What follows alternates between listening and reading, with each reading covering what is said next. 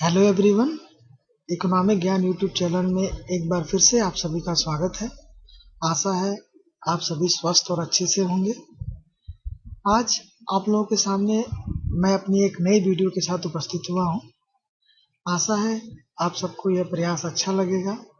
आप सबको यदि ये प्रयास अच्छा लगे तो आप सबसे अनुरोध है कि आप वीडियो के अंत में वीडियो को लाइक करना और चैनल को सब्सक्राइब करना न भूलें। जैसा कि आप लोग देख पा रहे होंगे, आज के अपने अध्ययन में हम क्वांटिटी थ्योरी ऑफ मनी या मुद्रा के परिणाम सिद्धांत की चर्चा करेंगे। इससे पहले कि हम इस सिद्धांत की चर्चा करें, आप लोगों को मैं बताना चाहूंगा कि यह व्हाट इज मनी या मुद्रा क्या है श्रृंखला की चौथी वीडियो है। प्रारंभ के वीडियो में हम लोगों ने देखा मुद्रा क्या है, मुद्रा की उत्पत्ति किस प्रकार से हुई, समय समय पर मुद्रा का प्रारूप किस प्रकार चेंज हुआ, मुद्रा के प्रमुख कार्य क्या क्या रहे और मुद्रा का वैल्यू क्या है और मुद्रा के वैल्यू का निर्धारण किस प्रकार किया जाता है। श्रृंखला को आगे बढ़ाते हुए आज हम इसी श्रृंखला में हम देखेंगे कि क्वांटिटी थ्योरी ऑफ मनी या मुद्रा का परिमाण सिद्धांत क्या है। आज अपने इस वीडियो का जो आकर्षण है वो है quantity theory of money, Fisher's exchange equation और उनके एजम्पशंस की चर्चा करी जाएगी। साथ ही साथ उनके सिद्धांत से जुड़े हुए आलोचनाओं के बारे में भी चर्चा की जाएगी। तो बिना समय गंवाए हम चर्चा को आगे बढ़ाते हैं। और जहां तक क्वांटिटी थ्योरी ऑफ मनी की बात है तो यह मुद्रा के मात्रा पर आधारित है और क्वांटिटी ऑफ मनी जो है वैल्यू ऑफ मनी को भी निर्धारित करता है, मुद्रा के मूल्य के भी निर्धारण में भी महत्वपूर्ण भूमिका निभाता है और कीमत स्तर भी जो है क्वांटिटी ऑफ मनी का ही फलन है। मतलब क्वांटिटी ऑफ मनी यदि बढ़ता घटता है या मुद्रा की मात्रा घटती बढ़ती है तो वैल्यू ऑफ मनी और साथ ही साथ कीमत स्तर दोनों को प्रभावित करेगी। सामान्य रूप से कहें तो क्वांटिटी ऑफ मनी या मुद्रा की मात्रा में यदि वृद्धि होती है तो जनरल प्राइस लेवल बढ़ जाता है, लेकिन मुद्रा का मूल्य घट जाता है। यदि हम Fisher's quantity theory of money की बात करें तो इसको हम transaction approach of quantity theory of money कहते हैं। असल में यह सिद्धांत मुद्रा के विनिमय के कार्य पर प्रमुखता से जोर देता है और साथ ही साथ ये मानता है कि मुद्रा की मांग केवल दैनिक लेन देन की जरूरतों के लिए ही की जाती है। इस प्रकार से यदि हम फिशर के शब्दों में कहें तो उनका मानना है कि other things remain unchange, if quantity of money increases prices will increase in direct proportion but the value of money would be decrease and vice versa। इसी बात को यदि हम हिंदी में कहें तो अन्य बातें समान रहने पर यदि मुद्रा की मात्रा में वृद्धि कर दी जाए तो कीमत स्तर समान अनुपात में बढ़ जाता है और मुद्रा के मूल्य में कमी हो जाती है और इसका उल्टा भी सकते हैं। आइए इसको कुछ और आकर्षक उदाहरणों के द्वारा देखा जाए। यदि मुद्रा की मात्रा में हम यदि वृद्धि कर दें, मतलब उसको हम यदि दोगुना कर दें, तो आप देख पाएंगे कि कीमत स्तर जस्ट दोगुना हो जाता है, लेकिन वैल्यू ऑफ मनी जो रहती है वो पहले की अपेक्षा आधी हो जाती है। और यदि मुद्रा की मात्रा को हम आधा कर दें तो जो कीमत स्तर है वो जो है पहले की अपेक्षा आधा हो जाता है, लेकिन मुद्रा का जो मूल्य है वो जो है पहले की तुलना में दोगुना हो जाता है।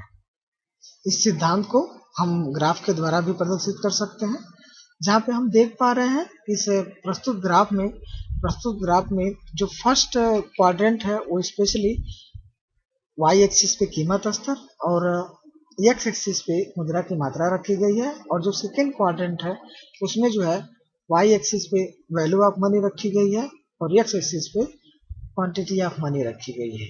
आप देख पाएंगे कि यदि मुद्रा की मात्रा को हम डबल करें, OM1 से OM2 यदि करें तो कीमत स्तर जस्ट उसी का समान अनुपात में बढ़ जाता है, OP1 से OP2 हो जाता है। आप यदि दूरी को देख पा रहे होंगे तो आप समझ पाएंगे कि यदि मुद्रा की मात्रा को हम दोगुना कर रहे हैं तो कीमत स्तर दोगुना हो जा रहा है। बट द सेम टाइम आप देखेंगे सेकेंड क्वाड्रेंट में यदि हम मुद्रा की मात्रा को OM1 से OM2 मतलब यदि दूना कर दें, मुद्रा का मूल्य जो पहले 1/P1 था घट करके 1/P2 हो जाता है, आधा हो जाता है। उसी तरह से हम यदि फर्स्ट क्वाड्रेंट में देखें तो मुद्रा की मात्रा को OM2 से OM3 उसका दुना यदि कर दें तो समान अनुपात में आप देखेंगे कीमत स्तर भी OP2 से OP3 हो जाता है। इसी आधार में यदि हम सेकेंड क्वाड्रेंट की बात करें तो मुद्रा की मात्रा को यदि हम OM2 से OM3 जस्ट उसका गुना करते हैं तो मुद्रा का जो मूल्य है O1/P2 से घट करके O1/P3 हो जाता है, मतलब पहले की अपेक्षा आधा हो जाता है। इस प्रकार हम कह सकते हैं कि मुद्रा की मात्रा को डबल करने पे कीमत स्तर डबल हो जाता है, लेकिन मुद्रा का मूल्य आधा हो जाता है। तो इस तरह से फिशर के सिद्धांत ने अपनी बात रखी। इस सिद्धांत को फिशर ने अपनी book the purchasing power of money जो 1911 में पब्लिश हुई उसमें इन्होंने इस बात को प्रमुखता से रखा, जिसमें यह बताने की कोशिश की है कि यदि हम मुद्रा की मात्रा को M से और कीमत स्तर को यदि P से और वेलोसिटी ऑफ मनी यदि हम V से और total transaction of goods and services को T से प्रदर्शित करें तो उन्होंने exchange equation MB equal to PT जो कि बेसिकली आइडेंटिटी था उसको दिया। इसमें जो लेफ्ट हैंड साइड था उसको उन्होंने माना कि ये जो है total monetary expenditure on goods and services या वस्तुओं और सेवाओं पर किया गया कुल मौद्रिक व्यय को प्रदर्शित करता था, और right hand side total monetary receipts from sale of goods and services वस्तुओं और सेवाओं के विक्रय से कुल मौद्रिक प्राप्ति को प्रदर्शित कर रहा था।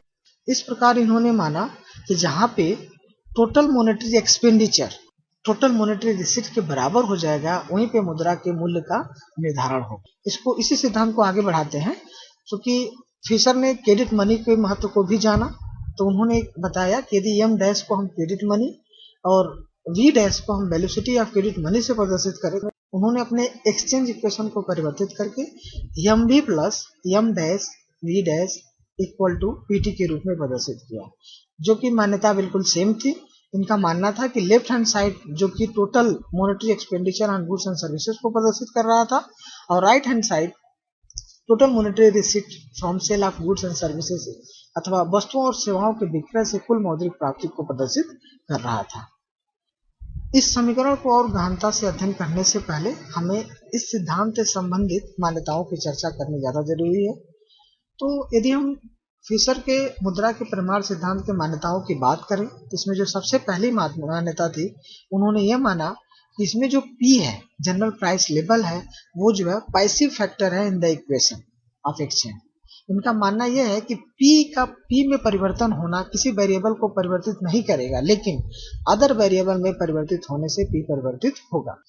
दूसरी मान्यता इनकी यह थी कि T remain constant. T basically total transaction of goods and services, तो T remain constant and is independent of other factors such as M dash V and V dash। मतलब T जो है इसमें स्वतंत्र चर की भूमिका निभाएगा और ये जो है किसी वेरिएबल के परिवर्तित होने से परिवर्तित नहीं होगा, और एक्सचेंज इक्वेशन में ये जो है कांस्टेंट रहेगा, इसकी वैल्यू में परिवर्तन नहीं होगा। तीसरी इनकी मान्यता रही V and V dash are constant and are independent of changes M and M dash। इनका मानना था कि V और V dash जो कि वेलोसिटी ऑफ मनी था, V और V dash इसमें V velocity of money and V dash velocity of credit money, दोनों को उन्होंने कांस्टेंट माना और माना कि it is independent from change in the other variable in the model. इन्होंने माना कि अदर वेरिएबल के चेंज होने से V और V dash परिवर्तित नहीं होगा। चौथी मान्यता की बात करें तो इन्होंने माना कि चूंकि M डैश जो है फंक्शन है M का, क्योंकि जो साख मुद्रा है वो हमारे वैधानिक मुद्रा के द्वारा ही निर्गत की जाती है व्यापारिक बैंकों के द्वारा। इस आधार पर उन्होंने माना कि M और M डैश का जो समीकरण है M by M डैश ये जो है स्थिर रहेगा, इसमें कोई परिवर्तन नहीं होगा। पांचवा यदि मान्यता यदि करें तो पांचवी इनकी प्रमुख मान्यता थी कि अर्थव्यवस्था में पूर्ण रोजगार सदैव विद्यमान रहेगा। और यदि छठी मान्यता की यदि बात करी जाए तो यह सिद्धांत केवल लॉन्ग रन में ही एप्लीकेबल था। इन्हीं मान्यताओं को ध्यान में रखते हुए एक बार फिर से हम फिशर इक्वेशन को देखते हैं। जैसा कि आप लोग देख पा रहे होंगे कि फिशर जो इक्वेशन था, आइडेंटिटी था, वो जो है MV plus M dash V dash equal to PT था, जिसमें अभी हम लोगों ने मान्यता में देखा फिशर ये मान के चल रहे थे कि जो v है वेलोसिटी ऑफ मनी वो कांस्टेंट रहेगा और independent from other variable, change in the other variable. और दूसरा उन्होंने v डैश जो वेलोसिटी ऑफ क्रेडिट मनी था उसको भी उन्होंने कांस्टेंट माना और इंडिपेंडेंट माना to change in the other variable in the model. And t जो total transaction of goods and services था उसको भी उन्होंने स्थिर माना और ये कहा कि ये जो है अदर वेरिएबल के परिवर्तित होने से परिवर्तित नहीं होगा। इस प्रकार आप देख पा रहे होंगे कि हमारे पास इस समीकरण में, फिशर के विनिमय समीकरण में, केवल जो बचता है वो लेफ्ट हैंड साइड में m और m डैश बचता है, राइट हैंड साइड में सिर्फ p बचता है। जबकि फिशर ये मानते हैं कि p is a passive variable in the model, मतलब p में परिवर्तन नहीं होगा और अदर वेरिएबल में परिवर्तित होने से p परिवर्तित होगा। ये बात यहाँ स्पष्ट हो जाती है कि m और m डैश में परिवर्तन होने से p परिवर्तित होगा। और आगे चल के फिशर ये मानते हैं कि m डैश में परिवर्तन होने से p परिवर्तित होगा और p के परिवर्तन होने से मुद्रा के मूल्य में भी परिवर्तन होगा। अब देखेंगे change in the m and m dash, change the p। चूंकि यदि हम उदाहरण के लिए माने कि हम यदि डबल हो रहा है तो p भी डबल हो जाएगा, लेकिन जो मुद्रा का मूल्य है bm है वो जो है पहले की अपेक्षा आधा हो जाएगा। क्यों? क्योंकि हम जानते हैं कि p इक्वल टू 1/bm। इसको दूसरे उदाहरण से देखें, यदि हम m की मात्रा को आधा कर देते हैं तो p भी आधा हो जाएगा। यहाँ एक बात ध्यान देने वाली बात है कि हमने वहाँ उदाहरण में सिर्फ m रखा है, m डैश को हम यहाँ पे सम्मिलित नहीं कर रहे हैं, क्योंकि अभी आप लोगों ने देखा कि m में यदि परिवर्तन हो रहा है तो समान अनुपात में m डैश में भी परिवर्तन हो रहा है। ठीक है, हम यदि कह रहे हैं कि m डबल हो रहा है तो कहीं ना कहीं m डैश भी डबल हो रहा है। ठीक है, तो यहाँ मानते हैं कि यदि m को आधा किया जाए तो जो p आधा हो जाता है और वैल्यू ऑफ मनी उसी का डबल हो जाता है पहले की तुलना में। क्यों? क्योंकि हम जानते हैं कि p इक्वल टू 1/bm है। तो इस तरह से हम फिशर के इक्वेशन को और आगे बढ़ाते हुए हम कुछ न्यूमेरिकल उदाहरण के थ्रू हम इस चीज को देखेंगे।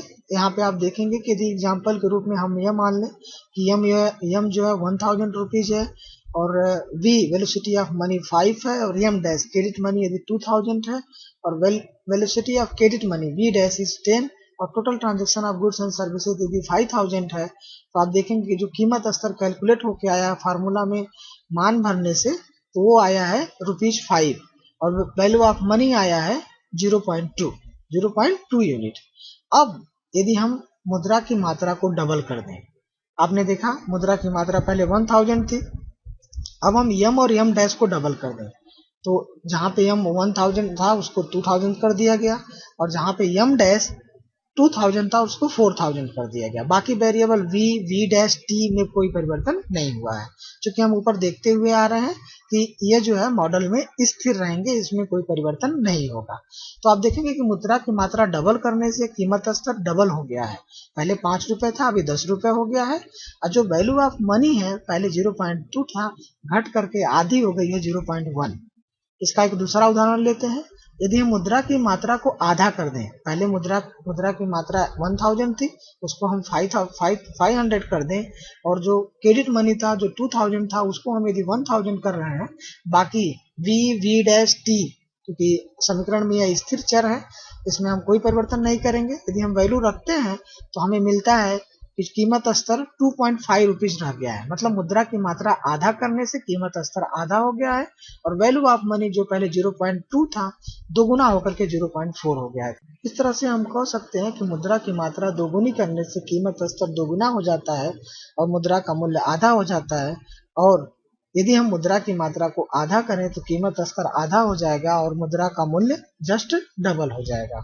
ये तो रही सिद्धांत की बात। आइए इन सिद्धांत की आलोचनाओं की चर्चा कर ली जाए। तो यदि हम इन सिद्धांतों की चर्चा करें तो सबसे पहले इनकी जो मान्यताएं हैं उनको हम मानते हैं कि यह वास्तविक मान्यताएं हैं, जिसमें इन्होंने पी को जो पैसिव माना उसकी सबसे ज्यादा आलोचना की जाती है। आप सबको पता है कि कीमतें अदर वेरिएबल से तो प्रभावित होंगी ही, लेकिन कीमतों में परिवर्तन होने से अदर वेरिएबल भी प्रभावित होंगे। दूसरा यदि माने तो इन्होंने कहा जो फुल एम्प्लॉयमेंट की अवधारणा इन्होंने रखी, जबकि आपको पता है कि किन्स जो है फुल एम्प्लॉयमेंट की अवधारणा को कभी नहीं मानते हैं, वो इसके हमेशा आलोचक रहे हैं, क्योंकि उनका मानना था कि अर्थव्यवस्था में हमेशा बेरोजगारी बनी रहती है। लॉन्ग रन फिनोमिना की यदि बात करें तो जैसा किन्स ने एक शब्दों में इसकी आलोचना करते हैं कि लॉन्ग रन में सभी लोग मर जाते हैं। Unrealistic assumption assume to the V constant and independent, जैसे कि उन्होंने वेलोसिटी ऑफ मनी को इन्होंने स्थिर माना जबकि सत्य नहीं था। एक्चुअली वेलोसिटी ऑफ मनी एक हाथ से दूसरे हाथ से जो मुद्रा का जो सर्कुलेशन होता है उस गति को नापने का कार्य करता है। तो इसको मानना कि ये स्थिर रहेगा, ये जो है सही नहीं था, क्योंकि ये समय के साथ साथ परिवर्तित हो रहा था।